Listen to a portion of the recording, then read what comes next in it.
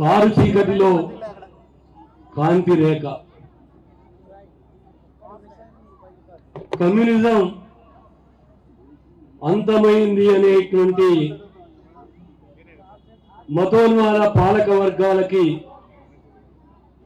సమాధానంగా ఇలా సిపిఐఎంఎల్ మాసులైనటువంటి పార్టీ ఆవిర్భవిస్తున్నది. CPIML Prajapantha, CPIML revolutionary initiative, PCC, CPIML అనేటువంటి 3 విప్లవ సంస్థలు గత 15 నెలలుగా రాజకీయ సైద్ధాంతిక అంశాల మీద చర్చించుకొని ఒక ఉమ్మడి కార్యక్రమం, ఉమ్మడి రాజకీయ తీర్మానం, ఉమ్మడి నిబంధనావళి రాసుకొని ఐక్యతా మహాసభల యూనిటీ కాన్ఫరెన్స్ ని జరుపుకోవాలి ఖమ్మంలో అని నిర్ణయించుకునే అందులో భాగంగానే ఈరోజు బహిరంగ సభ జరుపుకుంటా ఉన్నాం. బహిరంగ సభకు ముందు వేలాది మంది ప్రజా కళాకారులు, ఆదివాసీ కామ్రేడ్స్, ఇతర కామ్రేడ్స్, వాళ్ళతో పాటు అనేక మంది కష్టజీవులు, రైతులు, కూలీలు, ఇతర కష్టజీవులంతా వేలాది మంది ఖమ్మం పురవీధుల్లో కదం దొక్కి ఈ బహిరంగ సభలు జరుపుకుంటా ఉన్నాం. హాజరైన ప్రతి ఒక్కళ్ళకి అభినందనలు తెలియజేస్తూ, ఇంతకుముందే ప్రదీప్ సింగ్ ఠాగూర్ గారు చెప్పినట్టుగా ఈ దేశంలో రాజ్యాంగ వ్యవస్థ ఏదైతే బూర్జువా రాజ్యాంగ వ్యవస్థ కొన్ని పరిమితమైనటువంటి ప్రజాస్వామ్య హక్కుల్ని సైతం ప్రజలకు అందించిందో, ఆ ప్రజాస్వామిక హక్కులు కూడా లేకుండా ఇవాళ ఒక ఫ్యాసిస్టు రాజ్యం అనేటువంటిది ఆర్ఎస్ఎస్, బీజేపీ నేతృత్వాన ఈ దేశంలో అమలవుతా ఉన్నది. నరేంద్ర మోడీ నాయకత్వాన ఆయన ఒక చక్రవర్తి. ఆయన ఈ దేశంలో రోజుకొక 10 లక్షల రూపాయల సూట్ వేసుకొని తిరిగేటువంటి బిహారీ విహారీ, ఆయన నేతృత్వాన ఈ దేశంలో మతోన్మాదాన్ని రెచ్చగొట్టి ఈ దేశంలో మైనార్టీల మీద, సెక్యులర్ శక్తుల మీద, ప్రజాస్వామిక శక్తుల మీద, ఈ దేశంలో మాట్లాడే వాళ్ళ మీద, ఈ దేశంలో ప్రజల గురించి అడిగే వాళ్ళ మీద తీవ్రమైన నిర్బంధాన్ని ప్రయోగించి ఈ దేశాన్ని ఒక మతరాజ్యంగా చేయాలని చెప్పి ప్రయత్నం చేస్తున్నటువంటి పాడు కాలం ఈ దేశానికి దాపురించింది. నరేంద్ర మోడీ ఇవాళ ఈ మీటింగ్ జరుపుకుంటున్నప్పుడు ఒక ఆయన మెసేజ్ పెట్టాడు. నరేంద్ర మోడీ, బీజేపీ, ఆర్ఎస్ఎస్ యొక్క వాట్సాప్ యూనివర్సిటీలు పెద్ద ఎత్తున పనిచేస్తా ఉన్నాయి. వేలాది మందిని డబ్బులు ఇచ్చి, దాంట్లో ఉద్యోగాలు ఇచ్చి, మన సెల్ ఫోన్లకు దూరి ఇవాళ మన మైండ్ సెట్ మొత్తం మార్చాలని చెప్పి ప్రయత్నం చేస్తున్నటువంటి స్థితి ఇవాళ కళ్ళ ముందు కనపడతా ఉన్నది. మీరు సెక్యులర్ వాదులు కదా, ఇప్పుడు ఒక ఆయన మెసేజ్ పెట్టాడు. షాజహాను అనేటువంటి ఆయన చేసినటువంటి దుర్మార్గాల గురించి మీరేం మాట్లాడటం లేదు, బెంగాల్లో కమ్యూనిస్టులు ఉన్న కాలం నుంచి ఉన్నటువంటి సెక్యులర్ విధానం ఉందని మీరు మాట్లాడటం లేదా అని అడుగుతున్నారు. షాజహానో, నరేంద్ర మోడీ, అమిత్ షాయో ఈ ప్రతి ఒక్క దుర్మార్గాన్ని ఖండించడంలో ముందుంటాం. కమ్యూనిస్టులు ఏదైనా కూడా ఖండించడంలో ముందుంటారు, మీకేమి సందేహం అక్కర్లేదు అని చెప్పి మేము అడుగుతా ఉన్నాం. కానీ ఒక్కటే ప్రశ్నిస్తా ఉన్నాం, ఎక్కడో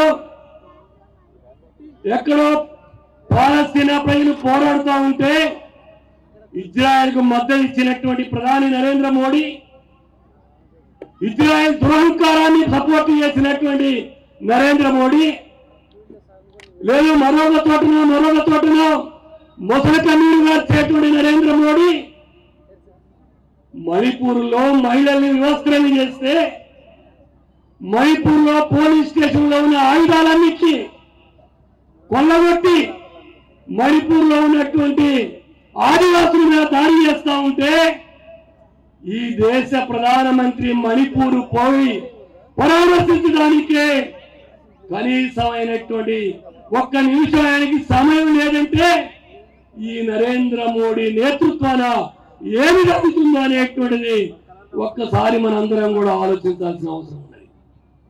అందుకే మైనార్టీల మీద, ఆదివాసుల మీద, జేఎంయూ మీద, మొత్తం విద్యార్థుల మీద, పౌర హక్కుల మీద, భీమా కోరేగావ్ కేసుల మీద, వీటన్నిటి వెనక నరేంద్ర మోడీ, అమిత్ షాలు ఉన్నారు. వాళ్ళ యొక్క దుర్మార్గ విధానాన్ని ఈ దేశంలో అమలు జరుపుతూ ఉన్నారు. దానికి మద్దతుగా ఇలా మాట్లాడే వాళ్ళ మీద పెద్ద ఎత్తున విష ప్రచారం చేస్తున్నటువంటి స్థితి కనపడతా ఉన్నది. ఇవాళ కార్పొరేట్ మీడియాని చేతిలో పెట్టుకొని, వాట్సాప్ యూనివర్సిటీని చేతిలో పెట్టుకొని ప్రజా ఉద్యమాల మీద దాడి చేస్తున్నటువంటి స్థితి కనపడతా ఉన్నది. అందుకే ఈ దేశంలో ఇప్పుడు ప్రస్తుత కర్తవ్యం కమ్యూనిస్టు విప్లవకారులు ఏకం కావడం ఒక కర్తవ్యం అయితే, ఈ ఫ్యాసిజానికి వ్యతిరేకంగా ఐక్య పోరాటం చేయడానికి, కలిసి పోరాటం చేయడానికి ఈ దేశంలో ఉన్నటువంటి అన్ని శక్తులు, ప్రజాస్వామిక సెక్యులర్ శక్తులు మొత్తం కూడా కలిసికట్టుగా ముందుకు రావాలి. జర్మనీలో హిట్లర్ ఎట్లయితే ఫ్యాసిజాన్ని అమలు జరిపి ప్రపంచాన్ని జయించాలనుకొని ప్రపంచంలో ఊతకోత కోసాడో, ఇవాళ భారతదేశంలో కూడా హిట్లర్ వారసత్వాన్ని స్వీకరించిన నరేంద్ర మోడీ భారతదేశంలో కూడా నరమేధాన్ని అనుసరిస్తున్నాడు. కాబట్టి నెత్తురు తాగే మనిషి నరేంద్ర మోడీ, నెత్తురు తాగే మనిషి అమిత్ షా, ఈ దేశంలో నరహంతక జాతి ఆర్ఎస్ఎస్, బీజేపీ. కాబట్టి దానికి వ్యతిరేకంగా ఈ దేశంలో ఉన్న శక్తులన్నీ ఐక్యమై పోరాడాల్సిన అవసరం ఉంది అనేటువంటిది మనందరం గుర్తించుకోవాల్సిన అవసరం ఉంది. అదేవిధంగానే ఈ దేశంలో ఢిల్లీ సరిహద్దుల్లో రైతాంగం గతంలో 13 నెలలు తిష్టేసింది. ఈరోజు ఢిల్లీ సరిహద్దుల్ని ఢిల్లీకి రానియకుండా చేస్తే సరిహద్దులో రైతాంగం ఉన్నది. రైతాంగం ఏమడుగుతున్నది? మాకు కనీస మద్దతు ధర గ్యారెంటీ ఇవ్వండి అని అడుగుతున్నది. మేము పండించిన పంటకి 36 రకాల పంటలకి కనీస మద్దతు ధర ఇవ్వని అడుగుతున్నది. రైతు రాజ్యం, రైతులకు భరోసా ఇస్తా ఉన్న నరేంద్ర మోడీ రైతుల ఉసురు తీస్తున్నది, రైతుల ప్రాణాలు బలిగొంటున్నది. రైతుల యొక్క హక్కులు డిమాండ్ చేయడానికి ఢిల్లీ నగరానికి రావడానికి రైతులకి అంగీకారం తెలియజేయట్లేదు.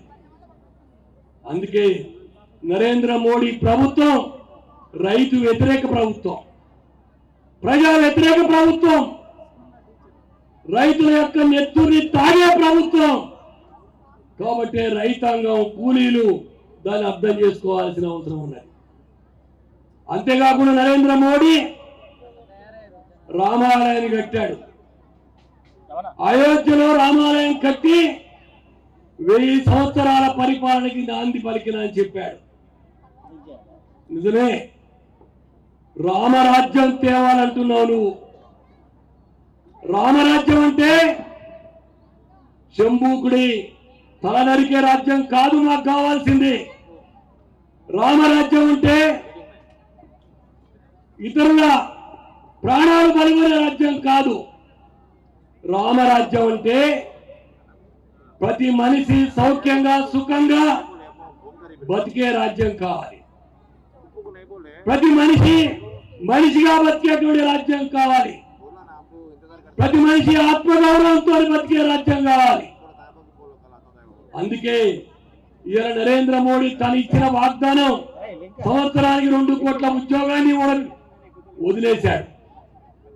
రాముడు అయోధ్య మసీదులు అవ్వడం, అదేవిధంగా మైనార్టీల మీద మెజార్టీని రెచ్చగొట్టడం ఇదే కార్యక్రమంగా ఉంది.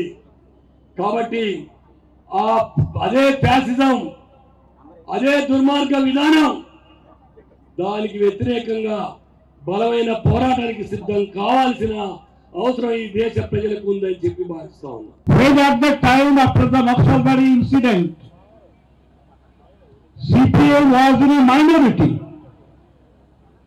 and Comrade Nagi Reddy, Comrade D.V. Rao, Comrade C.P. Reddy, Comrade Kola Venkaya led the revolutionary section of the leadership was the majority in the CPIM.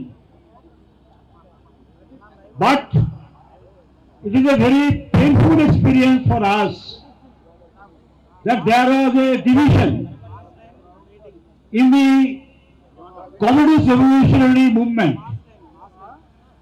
in 1969. Today we are rectifying this mistake. Today we are rectifying this mistake.